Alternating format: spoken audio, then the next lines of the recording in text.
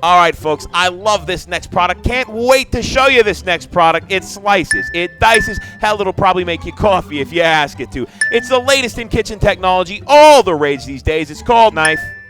It's Some Guy Who Cooks, starring Brett Picorni. Featuring Brett Picorni. Guest stars on the show include Sal, Peppy, and the lovely Paula.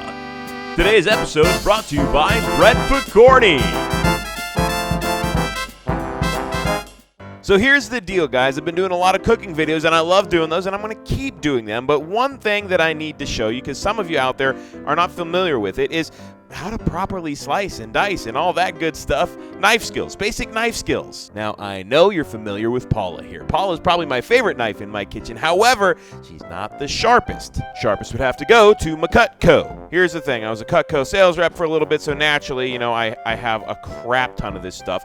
And I will tell you, it is a good quality product. They're very sharp knives. They stay very sharp, and they do a great job. Are they absolutely everything they say they are when they pitch them to you?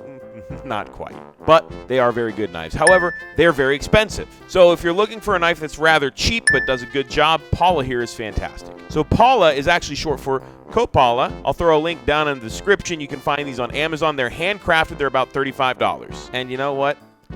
She does a great job. So one of the things you need to know with a knife is grip. Now, you could go for a grip like that, just kind of holding it. You need a really good solid handle for that kind of grip, which actually Paula does have a good sizable handle. However, I prefer more of a pinch grip. What you do is you kind of get your middle finger up against the bottom of the blade and you pinch, like so.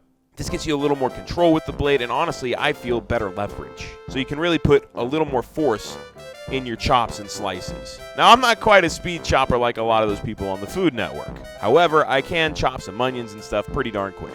And I can also do it a lot safer than I used to do. Part of that comes from practice, part of it also comes from changing up your style and knowing how to do it. So the first thing I'm going to show you is how I do onions. It's a quick, easy way to dice onions. Now, the first thing you want to do is just take the tip off right there. Then you can peel back the layers you need to get rid of. It's going to feel like you peeled off too much, but trust me, you want to keep peeling until you get rid of all that tough onion. You know what I'm talking about if you've ever peeled an onion. There's a top layer there that's just very tough. You don't want to eat that. It's not pleasant. So keep peeling until you've gotten all of that off, and it should be a nice, pretty looking onion. After that, let's move these others aside. What you want to do is just right where you see this root here, just go right in the middle of it, right in the middle, and give that onion a good slice right in half. So you got about half the root here, and the onion is in half, so guess what? It stays put. We'll start with this half here. Use your finger as a guide. Really, get that knuckle against the blade so when you're chopping, you don't have to worry whether or not you're going to cut the tip of your finger off. Always keep your knuckle on that blade, and what you want to do is really just kind of look for spots and slice on down and out. Down and out, down and out. Well, I guess it's coming toward you more than it's coming out, but you're going in like that. You're creating lines here. Now, try not to cut all the way across, because if you cut the pieces of onions off, it's going to make it a little harder to do this next part, but you can still work it. And keeping with this knuckle here, let that guide us. And that's how you kind of determine the thickness of these little pieces of onion.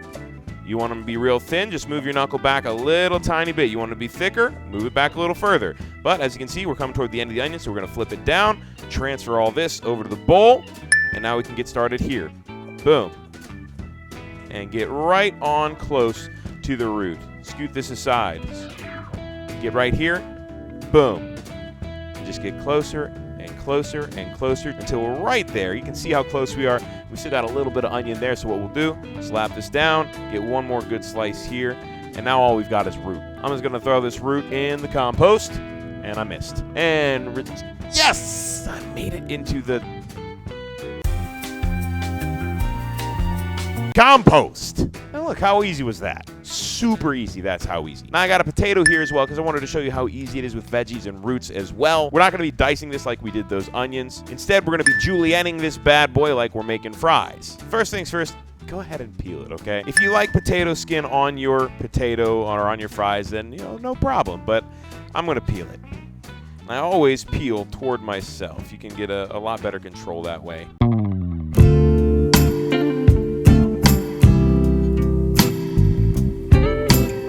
All right, so our potato's peeled. What's the next step? Well, let's go ahead and cut it in half. Once again, we got those flat halves now. Now, that's pretty tall for a French fry. If you want a julienne, we should cut that in half probably one more time. They'll still be pretty thick cut fries, but if we don't do it, we're going to end up with steak fries. Which, there's nothing wrong with that, but we're julienning, so I'm going to cut it in half one more time.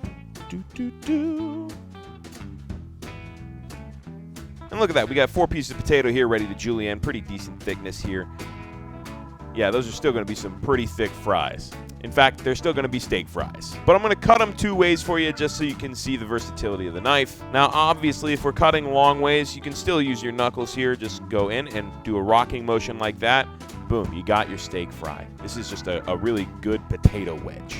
And we'll give it probably 2 more here. As you can see, that rocking motion really does you well. Next up, let's just show you how well this does some thin slicing. So you would do this if you're going to do, say, scalloped potatoes. However, I know a lot of people like scalloped potatoes to be full circles. So really what you should do for that is get a mandolin. It's really easy. You just kind of just be very careful because you can very easily get your fingers. But anyway, similar process here. What you can do with those scalloped potatoes, you can cut off just a thin line so you still have something to hold the potato steady. Whatever you do, it's easy. So you go ahead and just keep doing that rocking motion. Let your knuckle guide your fingers.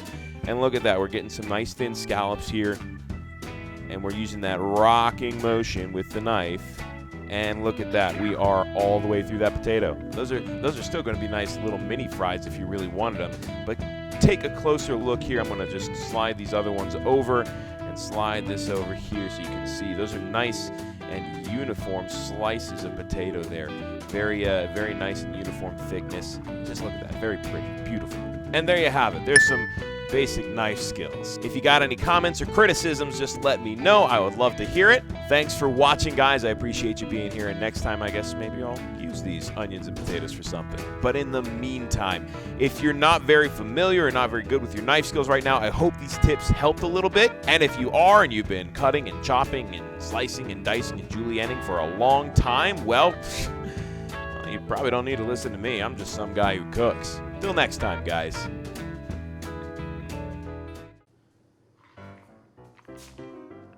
You're still here? Oh, you guys, you do care. Well, as long as you're still here, I hope you wouldn't mind hitting like and subscribe because both of those would help me tremendously. And if you could also, share it with your friends. Spread the word. Comment below as well.